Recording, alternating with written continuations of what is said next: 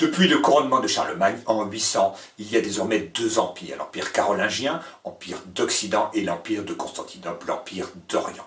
Ce n'est plus comme sous l'empire romain, un seul et même empire avec deux empereurs. Ce sont deux empires bien distincts et bientôt, le christianisme va se séparer en deux religions également distinctes, les catholiques et les orthodoxes.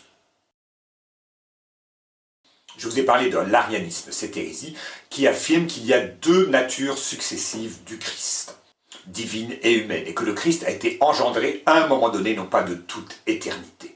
Cet arianisme, qui avait été condamné par le concile de Nicée en 325, réuni à la demande de l'empereur Constantin, a disparu au VIe siècle, peu après l'époque de Clovis.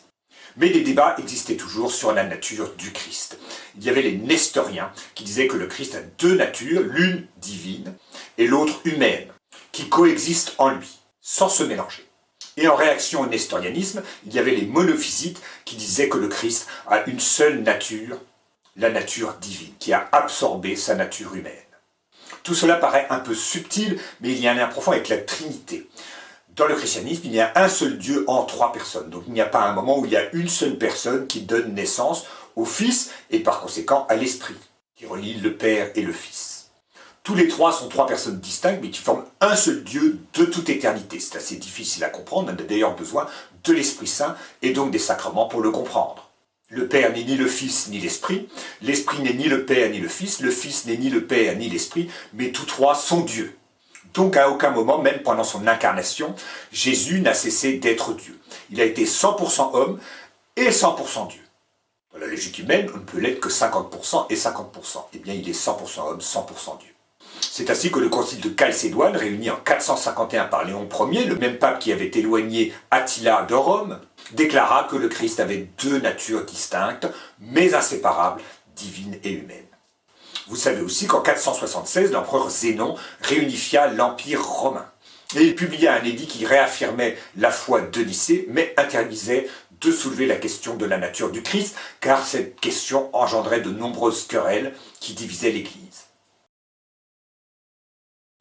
Ces querelles ont une grande importance, car l'Église n'est pas l'association des amis de Jésus.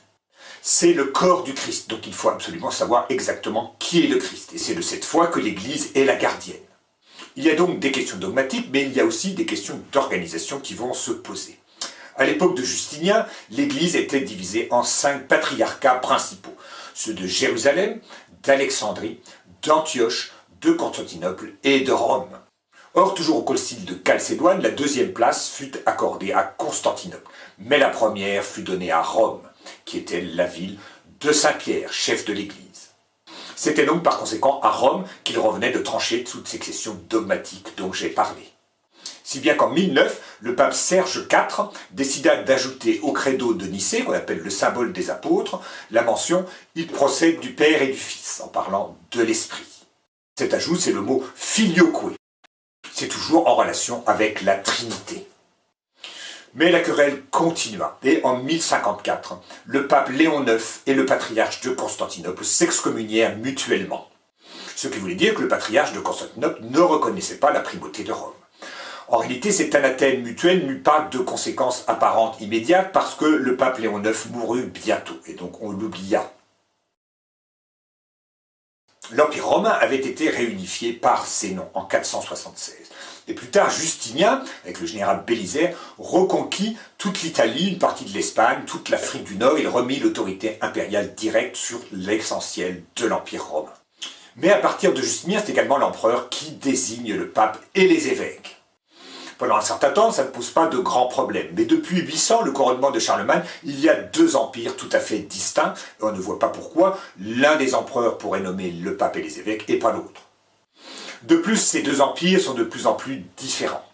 La conquête de la Méditerranée par l'islam a rendu les communications maritimes très difficiles. Cette Méditerranée faisait le lien entre tout le monde latin, et ce n'est plus le cas. À tel point que tous les produits d'Orient et l'influence byzantine qui arrivait du temps des Mérovingiens jusque dans toute l'Europe n'y parvient plus à l'époque des Carolingiens, qui finalement sont moins latins et plus germaniques que ne l'étaient les Mérovingiens. Mais les Carolingiens perpétuent la culture latine, toutefois, à Constantinople, c'est la culture grecque qui prédomine. Le grec était autrefois la langue vernaculaire de l'Empire romain. Elle prédomine à Constantinople, mais c'est le latin qui prédomine en Occident. Et donc, ces deux empires d'Orient et d'Occident se comprennent de moins en moins. Ils ont de moins en moins de contacts. Mais tous deux restent chrétiens et tout à fait solidaires, si bien que quand l'empereur d'Orient fait appel au pape, eh bien l'Occident vient à son secours. Mais le paradoxe, c'est que ces croisades vont en fait mettre au jour les différences qu'il existe désormais entre l'Orient et l'Occident. Et l'événement qui va définitivement causer une brisure entre ces deux mondes va être le sac de Constantinople par les croisés en 1204.